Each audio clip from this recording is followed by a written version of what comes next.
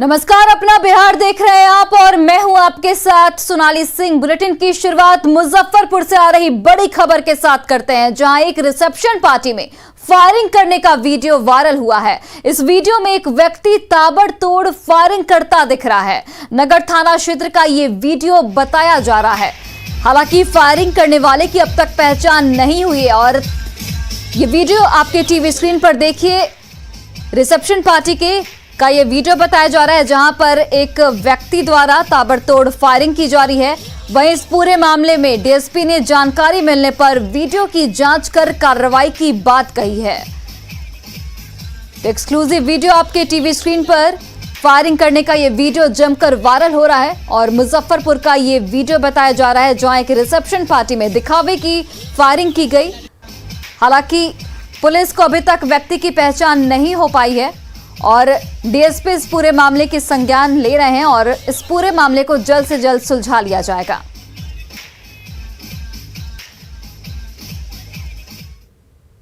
और देखिए celebration firing किस तरह जानलेवा है। इस आंकड़े को अगर आप देखेंगे तो आप भी सोचने पर मजबूर हो जाएंगे। 2021 की अगर बात करें तो 2021 में दिखावे की फायरिंग में अब तक 17 लोगों की मौत हो चुकी है। 2021 में फायरिंग में सबसे ज्यादा भोजपुर में 7 लोगों की मौत हुई। 2021 में रोहतास जिले में 3 लोगों की जान गई है। वहीं 2021 में ही मधेपुरा में 2 लोगों की मौत हो चुकी है। 2021 में ही पटना में 4 और वैशाली में 1 की मौत हो चुकी है। तो देखिए दिखावे की फायरिंग किस तरीके से जानलेवा है, वो इन आंकड़ों को देखकर आप समझ सकते हैं कि 2021 के ये आंकड़े हम आपको बता रहे थे, जहां पर अलग अलग जिलों में कितने लोगों की मौत हो चुकी है, लेकिन उसके बावजूद लोग अभी भी संजीदगी नहीं दिखा रहे हैं और लगातार इस तरह के मामले सामने आ रहे हैं। और ये वीडियो आपके टीवी स्क्रीन पर देखिए। मुजफ्फरपुर में एक रिसेप्शन पार्टी का ये वीडियो बताया जा रहा है, जहां पर दिखावे की फायरिंग करता एक व्यक्ति नजर आ रहा है। हालांकि इस व्यक्ति की पहचान अभी तक नहीं हो पाई है और पुलिस लगातार इस व्यक्ति की पहचान में जुटी हुई है। और देखिए डीएसपी ने इस मामले को त्वरित संज्ञान में लिया है और डीएसपी का साफ तौर पर कहना है कि जल्द से जल्द इस व्यक्ति की पहचान कर ली जाएगी। हालांकि वीडियो आप सबके सामने।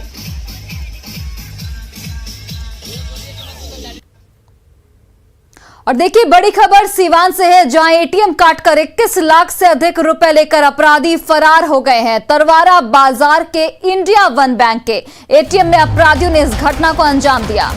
तो एक बड़ी खबर बता रहे हैं आपको सीवान से, जहां एटीएम काटकर 21 लाख रुपए को अपराधी लेकर फरार हो गए हैं। तरवारा थाना क्षेत्र की ये पूरी घटना बताई जा रही है। इंडिया वन एटीएम में इस लूट की वारदात को अंजाम दिया गया है। बताया जा रहा है कि अपराधी शटर तोड़कर अंदर घुसे और गैस कटर से एटीएम को काटकर रुपए लेकर फरार हो गए। बड़ी बात इस पूरे मामले में यह है कि थाने से महज कुछ ही दूरी पर यह एटीएम स्थित है। बताया जा रहा है कि एटीएम में 3 दिन पहले पैसा डाला गया था। इस घटना के बाद पुलिस और बैंक के कर्मचारी एटीएम पहुंचे हैं, जहां कितने पैसे गायब हुए इसकी सही जानकारी जुटा रहे हैं। बता दें कि तरवारा थाना क्षेत्र में कुछ ही दिन पहले एटीएम को अपराधियों ने निशाना बनाया था और आज फिर से अपराधियों ने एटीएम को निशाना बनाया और 21 लाख की लूट की वारदात को यहां पर अंजाम दिया गया।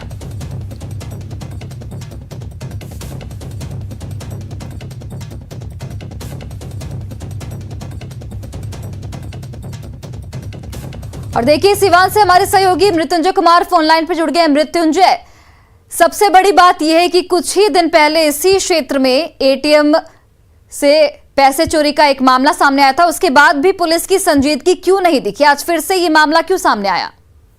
ये देखिए जिस तरह से सिवान के तरवारा में चोरों द्वारा लगातार चोरी की घटना का अंजाम दिया जा रहा है, तो कहीं न कहीं जो स्थानीय थाना है उस पर सवाल खड़ा हो रहा है। क्योंकि अगर चोर को देखा जाए, चोर जाते हैं और गैस कटर से एटीएम काटते हैं तो कम से कम घंटों समय लगता होगा। तो क्या आप सवाल उठ रहा है कि उस दरमियान पुलिस की गश्ती टीम थी कि नहीं थी? क्योंकि शटर को काटना, फिर उसके बाद एटीएम को काटना, उसके बाद पैसा चोरी करना, एक कहीं ना कहीं पुलिस प्रशासन पर सवाल भी खड़ा हो रहा है। फिलहाल इस घटना के बाद पुलिस पूरे मामले की जांच कर रही है, सीसीटीवी फुटेज खंगाल रही है। चूंकि आज संडे है तो जो बैंक के अधिकारी है वो आने में थोड़ा विलम्ब है, तो आएंगे तो पता चल पाएगा कि आखिर इस एटीएम में कितनी पैसा रखी गई थी। लेकिन जो स्थानीय लोग हैं, जो स्थानीय कर्मचारी हैं, उनका ये बताना है कि कुछ ही दिन पहले यानी 3 दिन पहले इस एटीएम में एक बड़ी रकम डाली गई थी। जो रकम बताया जा रहा है वो करीब 21 लाख रुपए बताया जा रहा है। तो इन 3 दिनों के दौरान उस एटीएम से कितनी निकासी हुई थी, जब बैंक के अधिकारी आएंगे तो पता चल पाएगा कि कितनी रकम की अभी तक निकासी हुई है।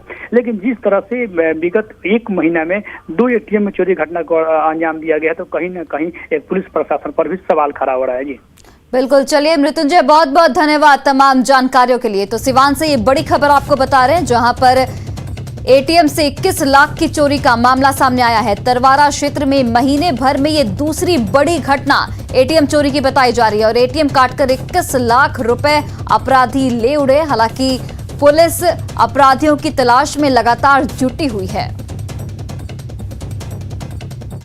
और देखिए, बिहार में हाल के दिनों में एटीएम कांड की अगर हम बात करें तो चौंकाने वाले आंकड़े सामने आते हैं। 21 अक्टूबर 2021 को पटना के फुलवारी शरीफ में एचडीएफसी के एटीएम सहित 21 लाख रुपए लेकर अपराधी फरार हो गए थे। वहीं 13 नवंबर 2021 की अगर बात करें तो पटना के पत्रकार नगर थाना क्षेत्र में एटीएम काटने की कोशिश की गई, लेकिन 3 अपराधी गिरफ्तार हुए। 21 नवंबर 2021 की अगर बात करें तो पूर्वी चंपारण के पहाड़पुर में पीएनबी के एटीएम से लूटकांड हुई। वहीं 21 नवंबर 2021 को पूर्वी चंपारण के तुर्कलिया में इंडिया बैंक के एटीएम से लूटकांड हुई। 30 नवंबर की अगर बात करें तो बेतिया में एटीएम काटकर 24,000 रुपए लेकर अपराधी फरार हो गए। वहीं 4 दिसंबर 2021 को सिवान में इंडिया वन बैंक के एटीएम से 2 लाख की छिनतई हुई। वहीं एटीएम के फुलवारी शरीफ में एचडीएफसी के एटीएम सहित 21 लाख रुपए की चोरी हुई। 13 नवंबर 2021 की बात करें तो पटना के पत्रकार नगर थाना क्षेत्र में एटीएम लूटकांड को अंजाम दिया गया। पूर्वी चंपारण के कोटवा में स्टेट बैंक के एटीएम सहित 35,000 रुपए की चोरी हुई है। और बेगूसराय से बड़ी खबर आपको बता रहे हैं, जहां पर दिन दहाड़े स्वर्ण व्यवसायी के घर डकैती हुई है। तो बेगूसराय से बड़ी खबर, जहां पर दिन दहाड़े स्वर्ण व्यवसायी के घर डकैती हुई है और लूटपाट का विरोध करने पर चाकू से हमला भी किया गया है। स्वर्ण कारोबारी को चाकू मारकर यहां पर जख्मी किया गया। परिवार को बंधक बनाकर लाखों की लूटकांड को अंजाम दिया गया है। वहीं 5 की संख्या में नकाबपोश बदमाश पहुंचे थे और रतनपुर ओपी के हीरालाल चौक की ये पूरी घटना बताई जा रही है। 6 बज रहा था लमसम, तो हम बेड पे ही थे, ठीक ना। घड़ी हम देखे थे कि 6:30 बजे क्योंकि काम वाली आएगी तब जगेंगे। तो कुछ देर के बाद फिर आवाज आया हमको, तो हम बाहर निकले तो देखे यहाँ बहुत सारा एक दूसरे मतलब सबको को मार रहा है। भैया जी को, पापा जी को तो बहुत मार रहा है उस टाइम। उसके बाद फिर जब हम आए ना तो देखे हम लोग को भी बैठा दिया और गन तान दिया, बोला अगर हिलेगी आवाज करेगी तो मार देंगे। चौक के नजदीक दुकान, चाय वाले दुकान के 2 आदमी अखबार पढ़ रहा था जी। तो हम चले आए ऊपर बैठे। उसके बाद वो लोग 2 आदमी आया, पहले 2 आदमी आया, गाली गलौज हुआ। उसके बाद 2 आदमी को और बुला लिया वो दरवाजे पर। 4 आदमी, 1 आदमी और होगा, 5 आदमी के लगभग। तो 5 आदमी के लगभग वो लोग भीतर आया। बाकी बाहर जो भी हो हम लोग नहीं देखे। मार पीट उठम बजरी यहाँ पर होने लगा। उसके बाद तो हम लोग बेबस हो गए। बस यही गोर हाथ बांध दिया। एकदम मास्क लगाए हुए था एकदम। और बड़ी खबर भागलपुर से, जहां जगतपुर गांव में फायरिंग हुई है। मुखिया पति ने फायरिंग की वारदात को अंजाम दिया है। तो भागलपुर से बड़ी खबर आपको बता रहे हैं, जहां पर जगतपुर गांव में फायरिंग हुई है। मुखिया पति ने ही फायरिंग की है और प्रदीप यादव के पास खतरनाक हथियार भी बरामद किए गए हैं। योजना की जांच अधिकारियों के द्वारा की जा रही है। हालांकि अधिकारियों को यहां पर जांच के लिए रोका भी गया। शिकायतकर्ता और ग्रामीणों से भी यहां पर मारपीट की गई है। परबत्ता पुलिस से मामले की शिकायत की गई और पुलिस की टीम फिलहाल इस पूरे मामले की जांच में जुट गई है।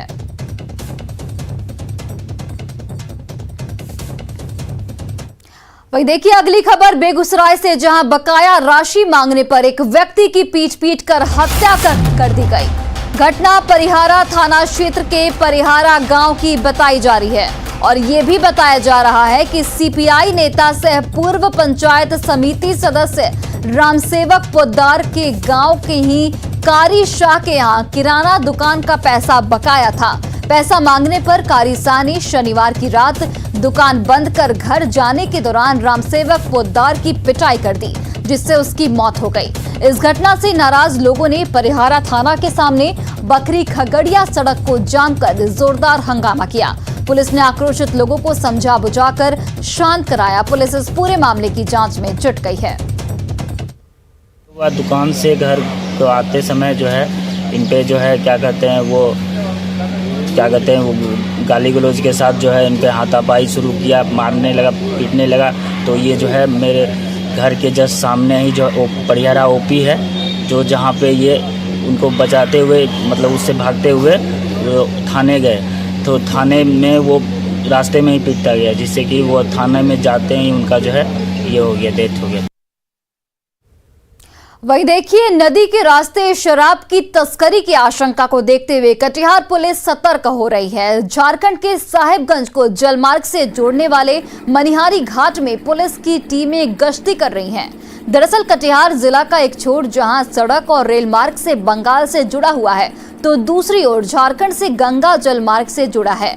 ऐसे में पुलिस के लिए शराब की तस्करी को रोक पाना बड़ी चुनौती है।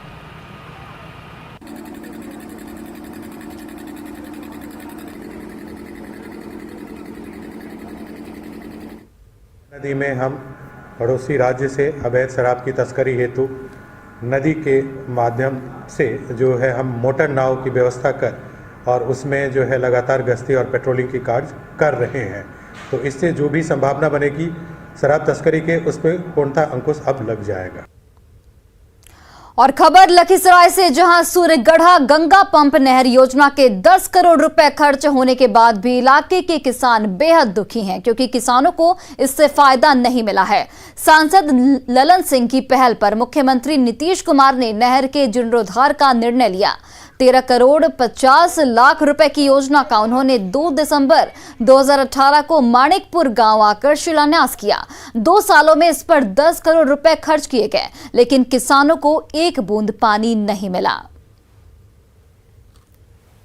पंप से हम लोग को बहुत खुशी हुआ था जब ये बना, तो हम लोग को ये लगा कि हम लोग किसान को फायदा होगा इससे, लेकिन इनके बनने से किसान को फायदा कुछ नहीं हुआ।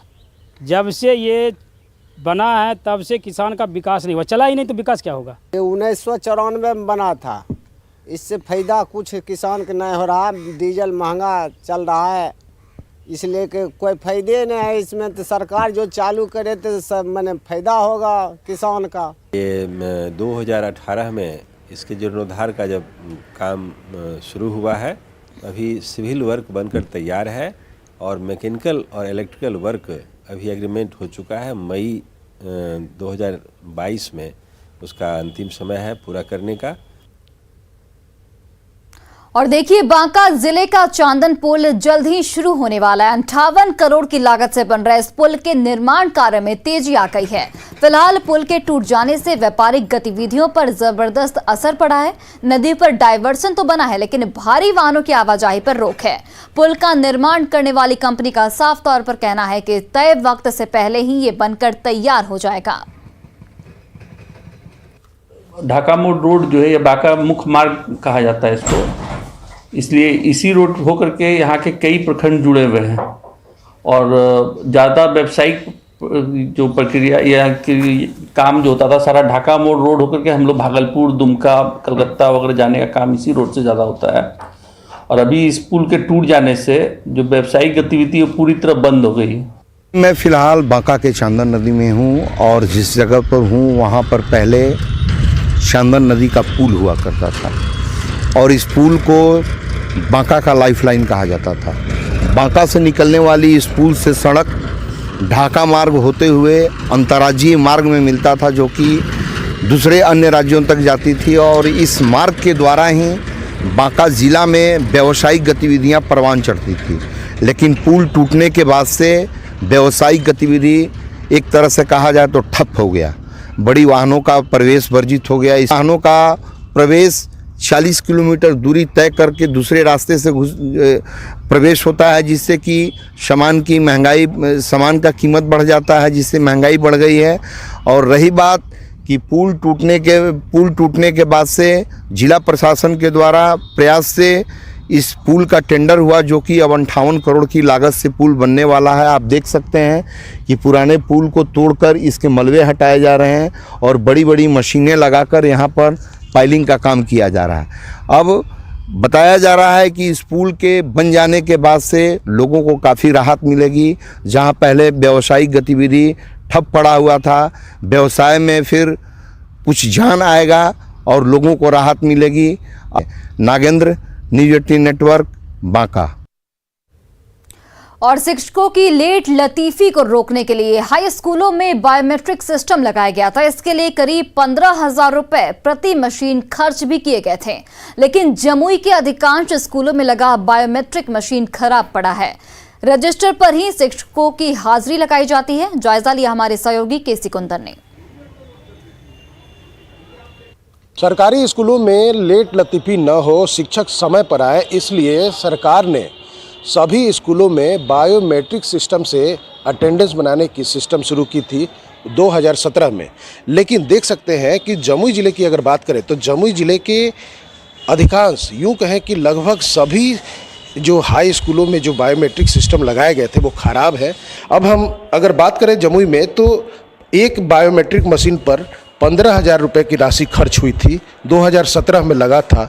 कोविड काल में बहुत सारे स्कूलों में जो बायोमेट्रिक मशीन लगे थे ख़राब हो गए, अब यहाँ भी ख़राब है और यहाँ पर फिलहाल अटेंडेंस जो बन रहा है टीचर का वो रजिस्टर पर बन रहा है। क्या हुआ, बायोमेट्रिक सिस्टम मशीन कहाँ है आपका? हमको प्रभार में मिला नहीं है बायोमेट्रिक सिस्टम। इससे पहले जो प्रभारी थे मुझे प्रभार दिए तो अवेलेबल नहीं है उसके उस समय। नहीं, ऐसी कोई तो जानकारी नहीं है। क्योंकि बायोमेट्रिक मशीन तो हम लोगों को अवेलेबल हुआ ही नहीं है यहाँ। लगा था पहले लगी हुई थी, पहले लगी हुई थी, है ना। लेकिन कोरोना पीरियड के बाद फिर क्या हुआ बीच के दरमियान में, ये नहीं मालूम। जो लेट लतीफ़ी की बात कही जाती है वो कैसे खत्म होगी जब बायोमेट्रिक मशीन स्कूल में दिखेंगे ही नहीं। केसी कुंदन, न्यूज़ 18 जमुई। और अब खबर दरभंगा से, जहां पुलिस का मानवीय चेहरा सामने आया है। यहां नशाखुराने गिरोह के शिकार हुए युवक की पुलिस ने जान बचाने में अहम भूमिका निभाई।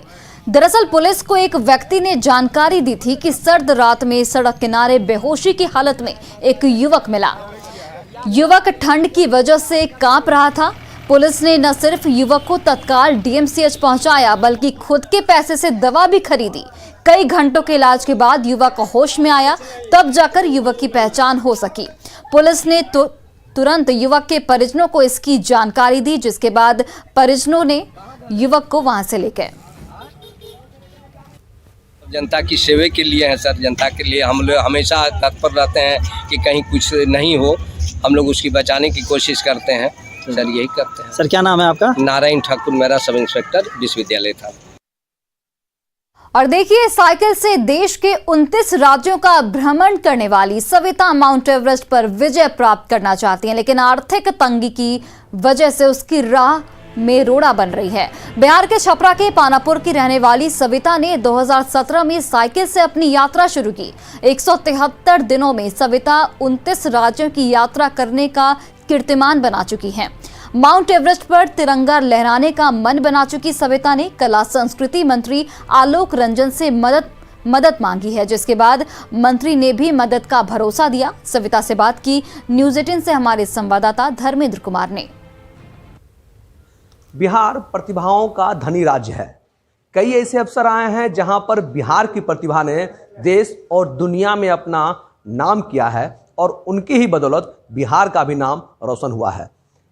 हमारे साथ बिहार की बेटी हैं, सविता जी हैं। हम उनसे बातें करेंगे कि आखिर उन्होंने किस तरह से बिहार का नाम रोशन किया और आखिर आगे जो उनके साथ कुछ परेशानी है, जो कुछ करना चाहती है बिहार के लिए और अपने देश के लिए, उस सफ़र के बारे में हम उनसे खुद ही बात करेंगे। हम बिहार को इतना आगे लाया, फिर भी अभी तक ना स्पोर्ट्स में बिहार में उतना वो नहीं है कि एक स्पोर्ट्स पर्सन आगे जा रहा है तो उसको और आगे कैसे भेज सके।